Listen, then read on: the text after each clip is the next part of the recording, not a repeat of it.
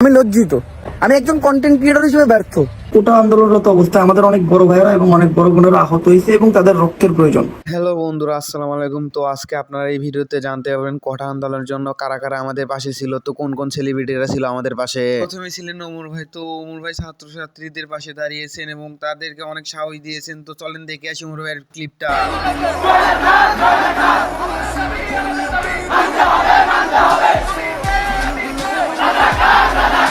এরপরে রয়েছে gaming community সেই কাব্য ভাই। তো কাব্য ভাইও আমাদের ছাত্রছাত্রীদের পাশে দাঁড়িয়েছে। চলেন ক্লিপটা দেখে আসি। এরপরে রয়েছে আমাদের সেই আর এস ফাহিম ভাই। তো ফাহিম ভাইও ছাত্রছাত্রীদের পাশে দাঁড়িয়েছে। চলুন আর এস ফাহিম ভাইয়ের ছোট্ট একটা ক্লিপ আমরাও দেখে আসি। আর হ্যাঁ, আমাদের সব সেলিব্রিটি ভাইরা আপনারা সবাই কোথায়? এরপরে ছাত্রছাত্রীদের পাশে দাঁড়িয়েছেন আমাদের সেই প্রিয় নাটকের সেই নায়ক সেই আরশ খান। তো আরশ খানও ছাত্রছাত্রীদের পাশে দাঁড়িয়েছেন। চলেন ওর ক্লিপটা দেখে আসি।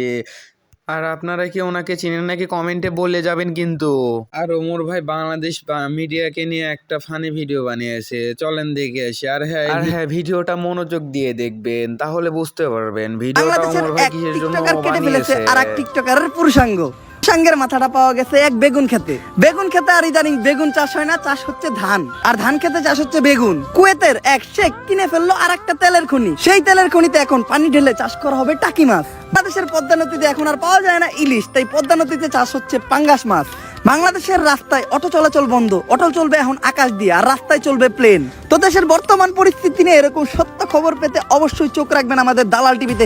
হটেন থেকে সত্য ঘটনা সবার কাছে প্রকাশ করতেছি। আমি দালাল টিভি থেকে পোটার দালাল। আর হ্যাঁ, ওমর ভাই যেগুলো কথা বলেছেন সেগুলো কথা সব সত্যি। আর আমার অনেক ভালো লেগেছে। আপনাদের যদি ভালো লেগে থাকে কমেন্ট বলে যাবেন তাহলে কেমন হয়েছে ভিডিওটা, ঠিক আছে?